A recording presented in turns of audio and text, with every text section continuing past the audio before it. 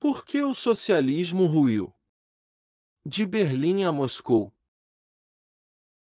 Paulo Fagundes Vicentini. Em junho de 1989, em troca de investimentos alemães ocidentais, o governo retirou as barreiras da fronteira e permitiu que agentes desse país oferecessem condições para turistas alemães orientais que se encontravam na Hungria emigrar.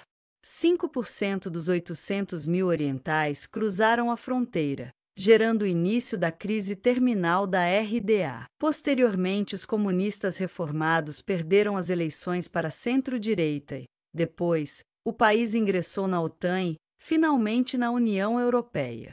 Muitas indústrias foram vendidas a grupos estrangeiros e outras, simplesmente fechadas, como laboratórios, que vendiam medicamentos barato demais, adquiridos por grupos ocidentais e desativados. O país também ficou conhecido por expulsar ciganos e pela emergência de ativos e populares partidos de extrema-direita, com o governo nacional populista crítico a Bruxelas.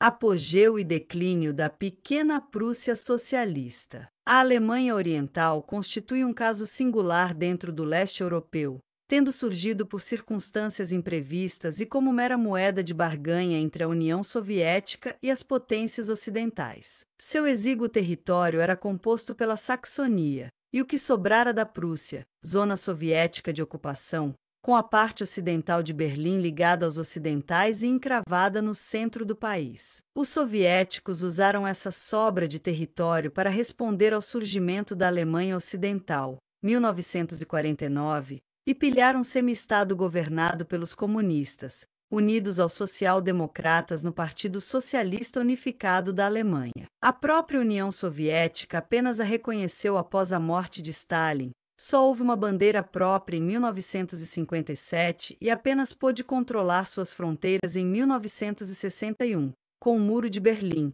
algo chocante para os moradores da cidade, mas bem aceito pelas potências. Kennedy disse: "Não foi a solução ideal, mas evitou-se uma guerra." Era uma zona pobre em recursos naturais, com poucas indústrias e repleta de refugiados, expulsos das regiões perdidas para os poloneses e dos sudetos tchecos. Deveria ser de breve duração, mas esta moeda de troca durou mais de 40 anos, contra os adversários e os protetores. A elite dirigente era composta por antifascistas sobreviventes das brigadas internacionais, Guerra Civil Espanhola, dos campos de concentração nazistas, da clandestinidade e do penoso exílio soviético, experiências que os tornaram duros. Representavam a tradição marxista e comunista alemã, que durou um século, de 1890 a 1990. O país constituía uma mescla de jogo diplomático entre potências e uma guerra civil entre socialismo e capitalismo, congelada geograficamente. Era linha de frente militar, diplomática e ideológica entre os dois blocos, com vastos contingentes soviéticos e o Exército Nacional Popular Alemão Oriental sendo o melhor do leste europeu. Aliás, as duas Alemanhas tiveram um maior nível de desenvolvimento em seus respectivos blocos. Mas a existência da RDA sempre foi condicional, pois o objetivo de Moscou era obter uma Alemanha unida, neutra e desarmada. Mesmo ocupadas militarmente, as elites da Ocidental e da Oriental sempre exploraram politicamente a divisão para ganhar alguma soberania, depois da derrota total em 1945. Com a morte de Stalin, a situação da RDA se tornou incerta. Ulbricht pressionava pela passagem imediata à construção do socialismo, como forma a legitimar o frágil país perante os soviéticos. Mas Beria ordenou que interrompesse isso imediatamente, pois desejava negociar com a RFA. O SED, então, revogou as medidas, menos a que afetava a jornada de trabalho em 10%, fazendo com que no outro dia trabalhadores que construíam a Avenida Stalin saíssem em marcha de protesto. Curiosamente, o aparato repressivo oriental não foi acionado e os tanques soviéticos tiveram que dispersar os manifestantes dia 17 de junho de 1953. O evento soou o alarme em Moscou e, dias depois, Beria foi preso e executado por Khrushchev. Tais eventos salvaram Ulbricht e seu regime, e permitiram-lhe expurgar o partido de reformistas, propiciando que a Alemanha Oriental, assim como a Tchecoslováquia, não realizassem a desestalinização e mantivessem, até 1989, uma economia centralizada. Com a construção do muro em 1961 barrando qualquer possibilidade de imigração, a RDA teve seu milagre econômico e sua população, com melhor nível de vida, se acomodou à situação e desenvolveu uma identidade alemã-oriental. Mesclava elementos socialistas com tradições progressistas alemãs e uma cultura militar prussiana. Era popularmente chamada de Nossa Pequena República, o que denotava humildade, mas também certo orgulho. Em 1971, Walter Ulbricht foi substituído por seu pupilo, Erich Honecker, por divergir da agenda soviética sobre a questão alemã que estava sendo negociada. Em 1972, as duas Alemanhas estabeleceram relações diplomáticas e, no ano seguinte, ingressaram simultaneamente na ONU. A RDA passou a ser um Estado normal, mundialmente reconhecido. Teve grande atuação em apoio aos movimentos de libertação nacional africanos e a regimes revolucionários surgidos nos anos 1970, enquanto a Alemanha Ocidental, por exemplo, cooperou com o projeto nuclear do regime racista na África do Sul. Ao Brasil, a RDA forneceu os planetários e outros equipamentos de precisão às universidades, em troca de café, máquinas impressoras e instalou uma fábrica de motos próxima a Porto Alegre, a MZ Simpson, adotadas pela Brigada Militar Gaúcha nos anos 1980. Um dado interessante é que, em função da guerra e de duas ondas massivas de imigração, majoritariamente masculina, havia significativa maioria de mulheres, que tiveram um papel destacado na implantação do socialismo no país. Houve grande desenvolvimento em educação, ciência e tecnologia, microeletrônica, saúde, urbanismo, lazer e esportes. Em 1980, o Banco Mundial atribuiu-lhe o 10º PIB per capita. Até hoje, o extinto país segue na primeira posição em número de medalhas olímpicas por atletas participantes. Se as viagens eram bastante restritas para o Ocidente, o leste europeu era intensamente visitado pelos alemães orientais. Nem tudo era apenas repressão a intelectuais de vanguarda ou dissidentes políticos, que geralmente emigravam, e a Stasi não executava apenas tarefas de polícia política. Era um centro de informações estatísticas em geral, e qualquer pessoa com cargo de chefia teria de fornecer dados sobre pessoas e atividades diversas. Mas os OSIs orientais eram eficientes em controle interno e espionagem internacional, tendo infiltrado até o alto escalão da OTAN e do governo da RFA, pois a RDA tinha inimigos internos, muitos deles moldados pelo nazismo, e, principalmente externos. Mesmo assim, o chefe da espionagem internacional, Marcus Wolff, o espião sem rosto, que infiltrou agentes no comando da OTAN no gabinete do primeiro-ministro Willy Brandt, apoiava Gorbachev e trabalhou, por dentro, para a saída de Honecker.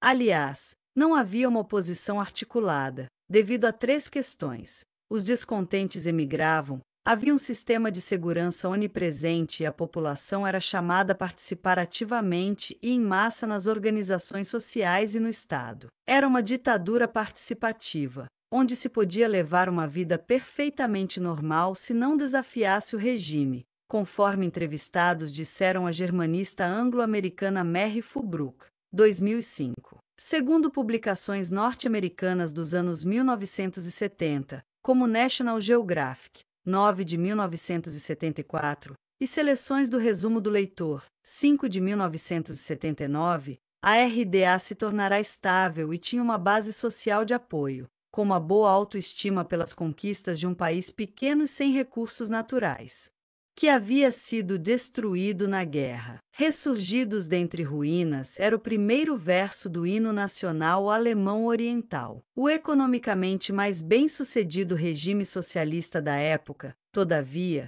foi vítima da revolução tecnológica do capitalismo, do imobilismo de sua elite dirigente no mesmo período e da política pró-Ocidente de Gorbachev. O conceito de casa comum europeia do líder soviético se baseava em obter apoio financeiro e tecnológico da Europa Ocidental, especialmente da RFA, bem como o fim da corrida armamentista, em troca da renúncia ao controle de Moscou sobre o leste europeu. Após o estabelecimento da convergência União Soviética, Estado S unido S, obtida nos acordos de Washington em dezembro de 1987, a Guerra Fria acabou, e foi por isso que todos os regimes do leste europeu, sob o controle soviético, ruíram, simultaneamente, no segundo semestre de 1989. Logo após a transição na Polônia e na Hungria, a pressão voltou-se, então, contra os regimes socialistas com melhor desempenho econômico, a RDA e a Tchecoslováquia, chamados de últimos bastiões do stalinismo. Em uma operação articulada pelo novo governo húngaro e por agências ocidentais, turistas alemães orientais em férias no Lago Balaton foram abordados e muitos aproveitaram para emigrar, recebendo facilidades da RFA. Seguiu-se a crise das embaixadas, com novos refugiados, e cresceram as marchas de protesto desde Leipzig, apoiados pela Igreja Luterana, e a crise durante a comemoração do 40º aniversário da RDA. Ela contou com a presença de Gorbachev, que aproveitou para promover os reformadores e desautorizar os governantes linha dura, dizendo que a história não perdoa aqueles que se atrasam. As crescentes manifestações não podiam mais ser contidas e a situação insustentável levou o idoso dirigente alemão oriental Erich Honecker a renunciar em favor do seu pupilo Egon Krenz em outubro. Então ocorreu algo insólito. Dia 9 de novembro, houve uma reunião inconclusa dos dirigentes para estudar uma forma de autorizar as viagens ao exterior. O porta-voz Gunter Schabowski, que não participará da mesma, deu uma entrevista ambígua na televisão à noite, que a população entendeu como sendo a liberação imediata de viagens sem necessidade de visto. Em poucas horas, milhares de pessoas foram aos checkpoints, e sem obter instruções dos superiores, os ministérios estavam fechados, os guardas simplesmente abriram as cancelas. Na manhã seguinte o fluxo era tal, que o governo, não podendo mais recuar, removeu partes do muro para os automóveis cruzarem. Portanto, ninguém derrubou o muro, o que não diminui a importância deste fato histórico. A atuação política da RFA na RDA, que ficou suspensa no ar, então, passou a ser direta e no mesmo mês caía o governo tchecoslovaco. A Alemanha Federal, dentre as potências, fora a que mais sofrerá com a divisão da Europa e não desejava deixar escapar a oportunidade da reunificação nacional. Hoje se sabe que Gorbachev havia jogado a toalha, mas na época tudo era incerto. Fim do regime na RDA e Tchecoslováquia. Golpes na Bulgária e Romênia, a incorporação da RDA pela RFA e suas consequências. Egon Krenz, burocrata preferido de Honecker, foi substituído dias depois da abertura do muro por um político íntegro e respeitado, Hans Modoro, mas o quadro era de paralisia econômica e contínua imigração. Com a quebra da estrutura de poder, os social-democratas saíram do SED, que se transformou em Partido do Socialismo Democrático, PDS, liderado por Gregor Gysi, de origem judaica. Os movimentos reformistas da sociedade civil, da mesma forma que nos demais países do leste, desaparecem em poucos meses. Nas eleições parlamentares de março de 1990, triunfou o inexpressivo democrata cristão oriental, Lothar de Maizière, apoiado com recursos financeiros ocidentais e com a coalizão Aliança pela Alemanha para a Liberdade e o Bem-Estar, Socialismo Nunca Mais. O chanceler democrata cristão alemão ocidental Helmut Kohl aproveitou a crise da RDA e a queda do muro para precipitar sua anexação, com fins políticos internos. Sob a promessa de uma conversão subsidiada do marco oriental em relação ao ocidental, uma população abandonada à sua própria sorte na base do salve-se quem puder votou pela unificação, que ocorreu formalmente em 3 de outubro de 1990, com a simples dissolução da RDA e ampliação da jurisdição da RFA ao leste. A chamada Constituição Provisória se tornou permanente, sem qualquer alteração compensatória aos OCIs. Enquanto os partidos do leste foram integrados aos congêneres do oeste, o PDS foi, inicialmente, proibido de atuar no lado ocidental. Os dirigentes comunistas não atiraram nos manifestantes, repressão à la chinesa, e nem viam razão para manter um país separado, se as reformas introduziriam o capitalismo. Qual o sentido de manter duas Alemanhas com o mesmo sistema? Mas o que se seguiu foi uma política ressentida de perseguições e desmonte da economia oriental, sob os mais diversos argumentos, como poluição e ineficiência. O objetivo, contudo, era dispersar a classe operária, que era a base do regime e lutaria por seus empregos e conquistas sociais. Melhor seria pagar salário-desemprego e dispersá-los das fábricas e instituições fechadas, mantendo-os em suas casas. A Alemanha Oriental virou uma região fantasmagórica, de prédios vazios e de pessoas caladas. Também era necessário apagar a RDA da história alemã, eliminar seu modelo sociocultural, destruir seu urbanismo, difamar seu sistema sociopolítico e criminalizar os que participaram ativamente desse Estado reconhecido internacionalmente. Num país onde havia falta de mão de obra, 94% das mulheres adultas trabalhavam, passou a haver um desemprego 2 vezes maior que no ocidental. Em alguns ländes do leste chegou a 30%. O resultado foi o colapso do avançado modelo social do leste e um desgaste do ocidental, que era dos mais desenvolvidos do mundo capitalista. Os custos financeiros da unificação e a colonização interna logo fomentaram um surdo antagonismo entre os westes e OCIs, ocidentais e orientais, e o surgimento de uma nostalgia, a nostalgia pela vida bucólica e sem sobressaltos para o cidadão comum da RDA. Desde que não assumisse uma atitude de contestação aberta ao regime. Os orientais se encontraram despreparados para viver sob a cultura capitalista americanizada de individualismo, competição e materialismo consumista que predominava na RFA, além da criminalidade e das drogas. Outro dado interessante é que mais de 75% dos alemães orientais ainda se declaram explicitamente sem religião, invalidando especulações sobre a força da Igreja Evangélica. Hoje, o mesmo Estado abriga 2 sociedades distintas, no qual muitas pessoas evitam ir ao outro lado.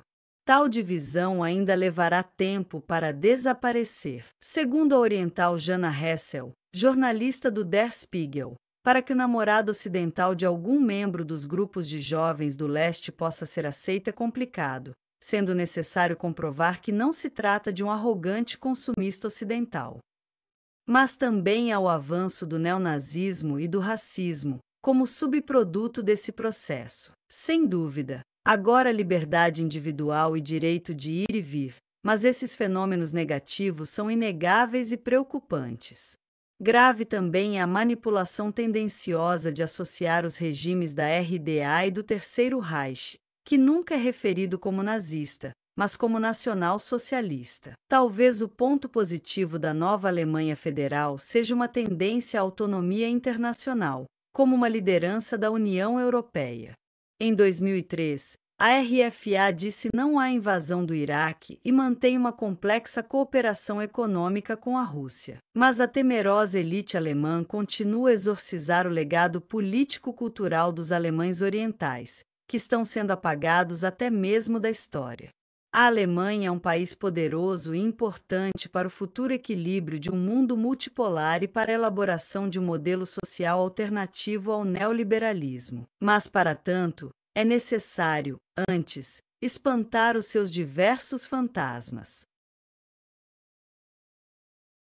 A Revolução de Veludo na Tchecoslováquia. Inicialmente, é necessário caracterizar o país.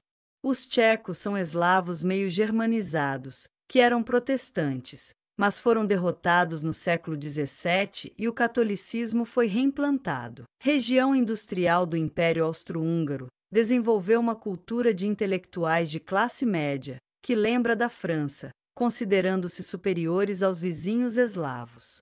um pouco niilistas, apreciam polêmicas político-intelectuais e romances depressivos. Já os eslovacos faziam parte da Hungria e eram agricultores, com o desenvolvimento industrial chegando apenas com o socialismo. A esquerda tchecoslovaca chegou ao poder, em 1948, sem necessitar de tropas soviéticas e o país simpatizava com Moscou. Todavia, após as necessidades nacionais serem supridas, expulsão das minorias alemã e húngara, a comparação passou a ser com as vizinhas enriquecidas, a Alemanha Ocidental e a Áustria. O país tinha um PIB per capita superior ao soviético, tendo os tchecos maior renda e poder no Estado do que os eslovacos. O país não passou por uma desestalinização, seu stalinismo era mais nacional do que importado, e o movimento reformista da Primavera de Praga foi um fenômeno predominantemente tcheco, e com a normalização foi nomeado o eslovaco Gustavo Zak, que instituiu uma estrutura federal em 1969. Sob o governo de Husak houve forte investimento em bem-estar social, como na Hungria, mas sem reformas econômicas. Mais de 1 milhão de apartamentos foram construídos apenas nos anos 1970 e boa parte da população dispunha de sítios para fins de semana ou férias. O consumo e bem-estar, todavia, deveriam ser retribuídos com conformismo político. Havia oposição política ao regime, como a Igreja Católica, ex-comunistas reformistas que haviam sido punidos e os indefectíveis intelectuais, signatários da Carta 77.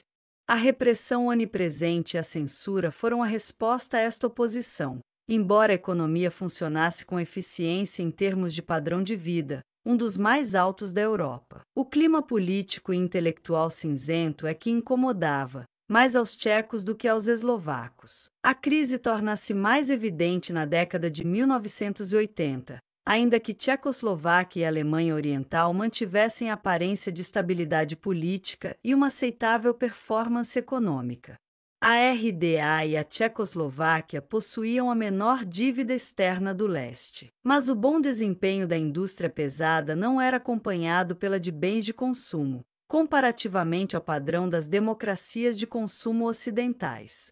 O pior era o clima político de aparente estagnação, com uma liderança envelhecida. Com o advento da perestroika de Gorbachev, os dias do regime estavam contados, pois Moscou pressionava por reformas democratizantes, legitimando as oposições. Aliás, ele se dizia simpatizante de Dubček e de seu socialismo de face humana. Mais uma vez, o conceito gorbacheviano de casa comum europeia, que incluía investimentos alemães ocidentais para a União Soviética, falava mais alto. 20 anos depois da Primavera de Praga, uma caricatura do Le Monde mostrava tanques tchecoslovacos entrando em Moscou para defender o socialismo contra os contra-revolucionários gorbachevistas. O timing estava cronometrado com o da Alemanha Oriental. A oposição ativa era de apenas 500 pessoas, em uma população de 14 milhões. De 1988 em diante, ela saiu das sombras, em especial depois do 20º aniversário da intervenção soviética, que Gorbachev então condenou, apoiando os novos reformistas que atuavam dentro do partido. O idoso Husak foi substituído em 1988 por Miloš Jakeš, que implementou reformas limitadas. Jakeš ignorava o pedido de Gorbachev de aceitar a volta de comunistas reformistas expulsos do partido. Houve protesto em 28 de outubro de 1989, 10 mil pessoas, o qual foi disperso pela polícia. Contudo, 50 mil manifestantes, após terem assistido às recentes mudanças na Hungria e Polônia no verão e à queda do Muro de Berlim, retornaram outra vez às ruas de Praga. Protestos voltaram a acontecer em 19 de novembro, 200 mil, e, sob ameaça de greve geral, Jakeš se demitiu.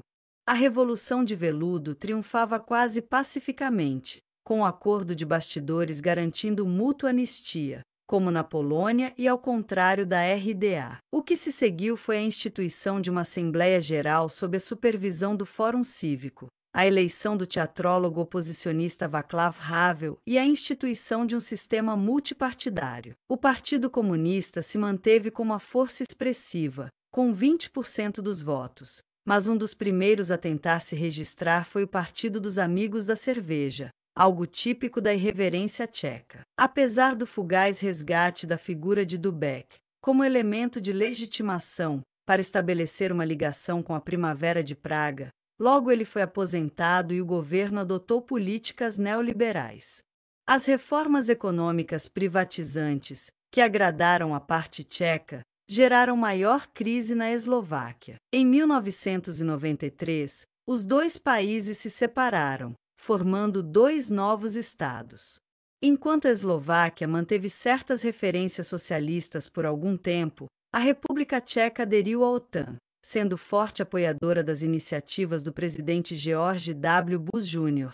e, depois, à União Europeia. Ironicamente, quando Václav Klaus foi primeiro-ministro e presidiu a União Europeia, ele a criticava como sendo comunizante. Os golpes palacianos na Bulgária e na Romênia. A Bulgária, eslava e de religião ortodoxa, sempre teve na Rússia uma aliada protetora, não apenas pela alegada defesa da etnia e religião. O país esteve mais de 500 anos sob domínio turco. Para o Império Czarista era importante controlar os estreitos da Turquia, que permitiriam livre acesso ao Mediterrâneo, e a libertação de Constantinopla, cidade sagrada da Igreja Ortodoxa, segundo a Roma. Na Segunda Guerra Mundial, o rei, alemão, disse a Hitler que não poderia enviar tropas contra a Rússia, porque os soldados passariam para o lado dela, tal era a russofilia reinante. Nem sequer declarou guerra à União Soviética, só os aliados ocidentais e apenas lutou contra os alemães em 1945. E o socialismo tornaria esta relação ainda mais sólida, mesmo que o país não tivesse importância geopolítica. Tampouco sofreu uma desestalinização traumática. O país teve uma evolução menos traumática que os demais, por contar com um líder de renome do comunismo mundial, Georgi Dimitrov, que comandou a Internacional Comunista de 1935 a 1943, com a estratégia de Frente Popular Antifascista. Aliás, ele estava na Alemanha em 1933 e foi acusado do incêndio do Reichstag, conseguindo ser absolvido no tribunal nazista. Foi fácil abolir a monarquia na Bulgária, que tinha um rei alemão. Dimitrov negociou com Tito a formação de uma federação balcânica, para obter mais autonomia frente à União Soviética, o que irritou Moscou. Mas a ruptura Stalin-Tito em 1948 e seu falecimento em 1949 inviabilizou a proposta e o poupou de ser derrubado, permitindo, assim, que permanecesse cultuado como um herói nacional. A sociedade búlgara sofreu uma importante modificação após a Segunda Guerra Mundial e a ascensão ao poder do Partido Comunista.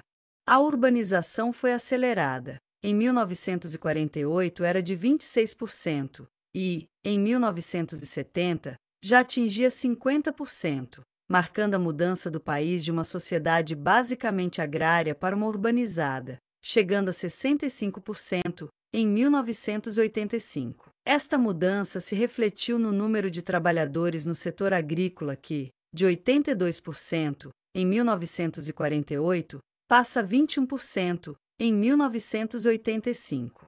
Paralelamente, houve um incremento de trabalhadores na indústria, de 8% para 37%, e no setor terciário, de 10% para 42%. O nível de vida aumentou rápida e constantemente no pós-guerra, mas especialmente após 1965. Em 1965, enquanto 8% das famílias possuíam televisor, em 1970 o número salta para 42% e atinge 93% em 1985.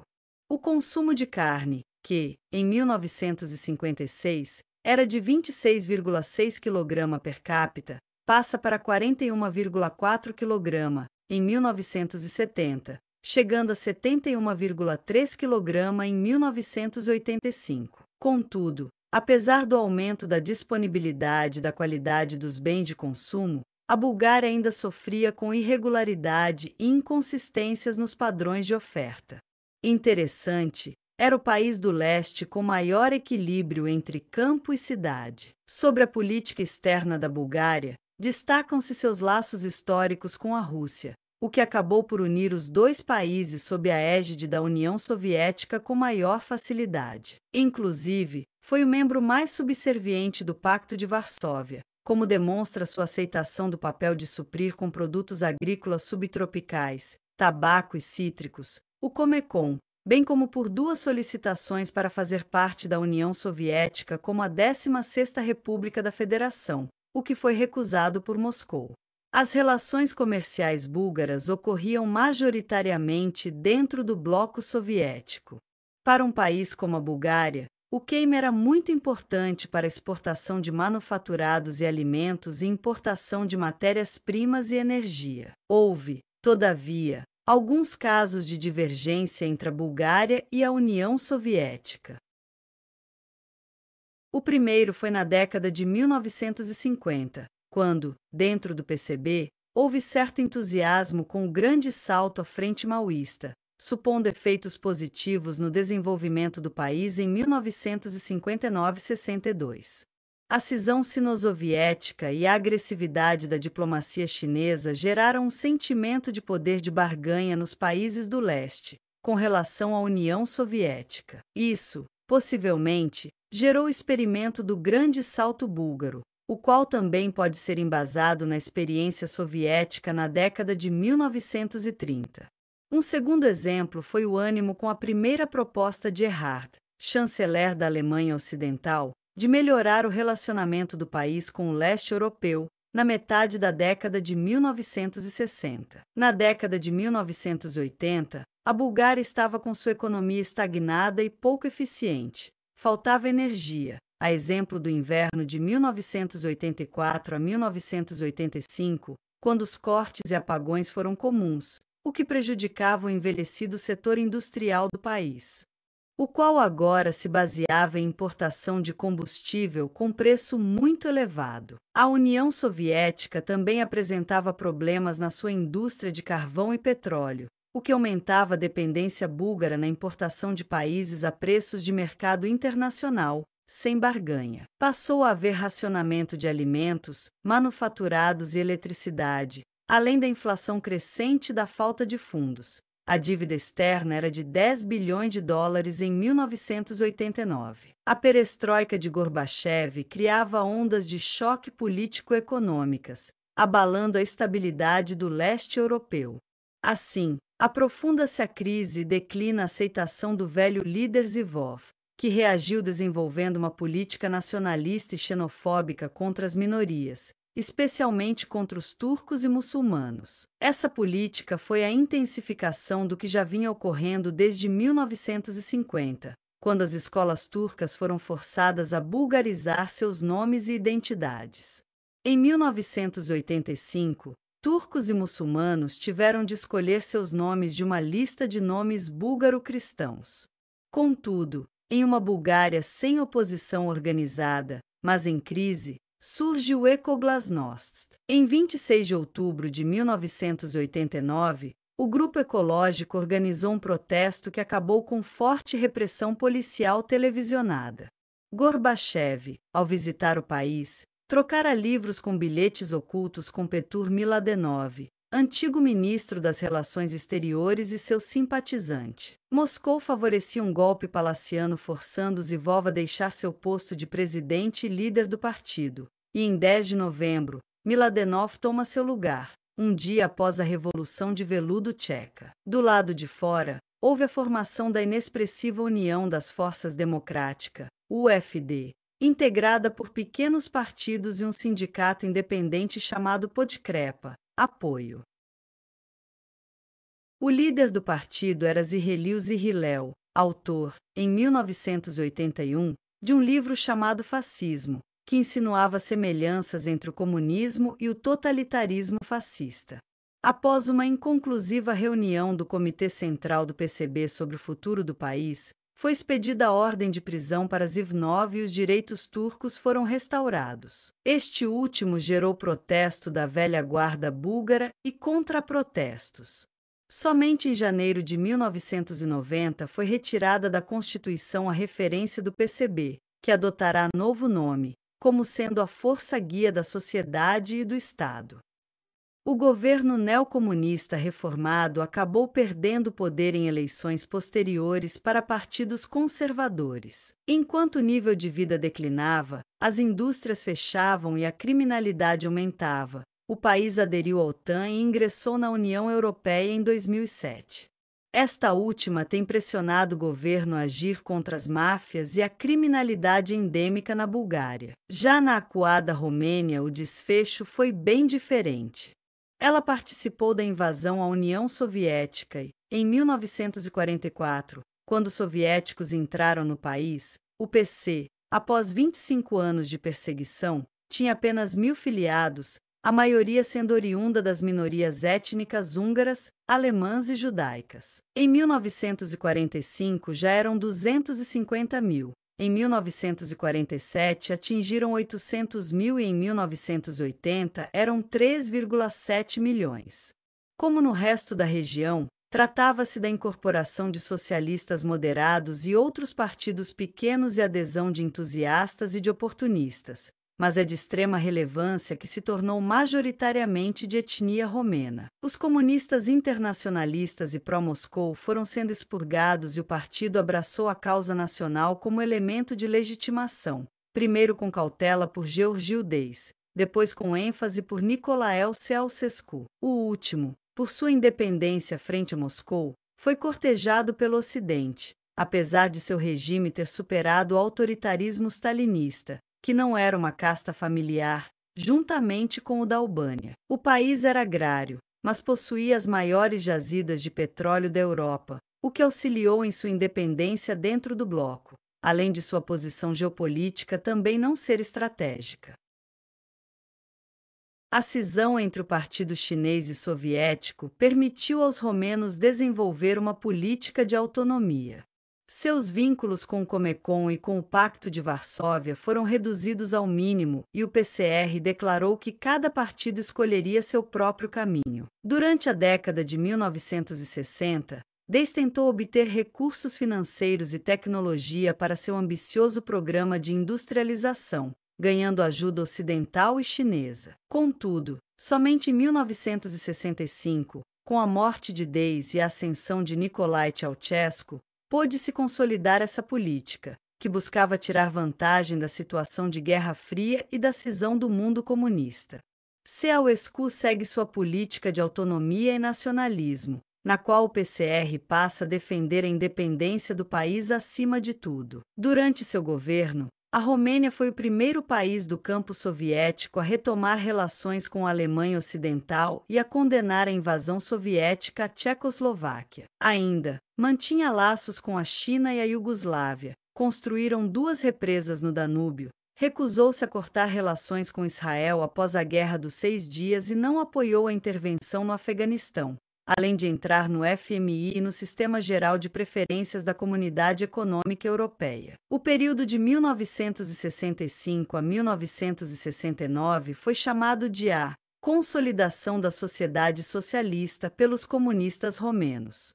Nos primeiros anos, o novo líder viajou pelo interior do país, onde proferia discursos dramáticos, relatando a importância daquela região no esforço de independência da Romênia, evocando figuras históricas. Uma das principais marcas do período pós-construção do regime foi a inovação política.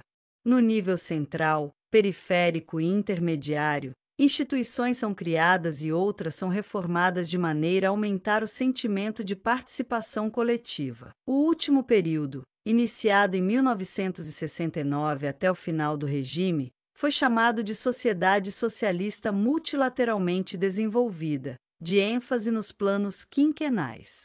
O cidadão seria um novo homem multilateralmente desenvolvido. O programa de 1974 aumentava ainda mais a participação do partido, que lideraria a edificação do socialismo, e sua retirada se daria de forma orgânica, quando já estivesse integrado na sociedade.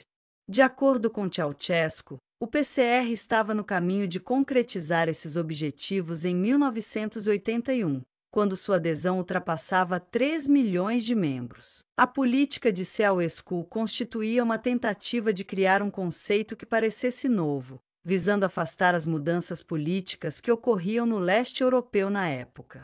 Mas o preço da independência foi a concentração cada vez maior do poder, que se tornou familiar, o que Stalin nunca fez, sempre temendo dissidências estimuladas por Moscou. Gradativamente emancipado da tutela soviética desde os anos 1960, o país empreendeu uma industrialização acelerada, com base na indústria pesada, máquinas e petroquímica, com os recursos do petróleo e empréstimos internacionais. Era um salto megalomaníaco, que exigiu sacrifícios da população, enquanto o líder construía palácios. Contudo, a recessão internacional e a elevação da taxa de juros no início dos anos 1980 fizeram a dívida externa disparar, enquanto as exportações caíam. Observando que o endividamento externo era um instrumento que estava causando a queda do desenvolvimento e a perda da independência econômica dos países em desenvolvimento, ele tomou a decisão de pagá-la. Para tanto, reintroduziu, depois de 27 anos, o racionamento de alimentos e energia, enquanto ampliava a jornada de trabalho. Ele conseguiu quitar a dívida em 1989, mas foi derrubado 4 meses depois. A boa relação com o Ocidente começou a se deteriorar após 1986, quando ocorreu o advento da perestroika de Gorbachev e o governo de Ceausescu se tornou ainda mais rígido internamente. De líder sempre elogiado pela imprensa e diplomacia ocidentais, ele passou, da noite para o dia, a último ditador stalinista. Seu regime era muito mais repressivo que os demais do bloco soviético, mas sua independência em relação a Moscou fazia com que não houvesse críticas no Ocidente. Ceausescu já havia rejeitado a perestroika e a glasnost e estava cada vez mais isolado no âmbito internacional. Em 1982, possibilitou aos trabalhadores comprar 30% dos ativos fixos das empresas em que trabalhavam, um truque para retirar moeda de circulação. Não havia bens para adquirir, na tentativa de aliviar a crise e a inflação. Num comportamento psicótico, aprofundou a fuga para diante, iniciando um projeto de construir novas cidades rurais e demolir as aldeias, transferindo a população. Em 1989, com o fim do socialismo na Polônia e Hungria, a Comissão dos Direitos Humanos da ONU criou um inquérito sobre a situação no país, apoiado pela Hungria, e a Romênia começou a sofrer sanções alimentícias. A tensão aumentou na região povoada pela minoria húngara após a repressão de um protesto em Timisoara, contra a prisão do pastor calvinista László Tokes. Uma rede de televisão francesa, com suporte de autoridades locais,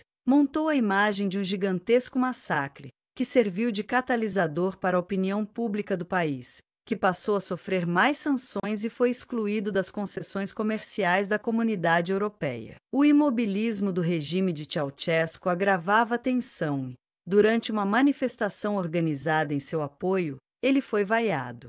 Na sequência, foi desfechado um golpe militar liderado por membros do PCR pró-perestroika, apoiado e encorajado pela União Soviética, derrubando o velho ditador. Seguiu-se uma mini-guerra civil, visivelmente exagerada pela televisão estrangeira, na qual populares e o exército atacavam prédios defendidos por remanescentes da Securitate, a polícia política. Tal espetáculo visual destinava-se a impactar a opinião pública mundial, mostrando que, em meio às chamas, o comunismo desaparecia, juntamente com o vampiro romeno.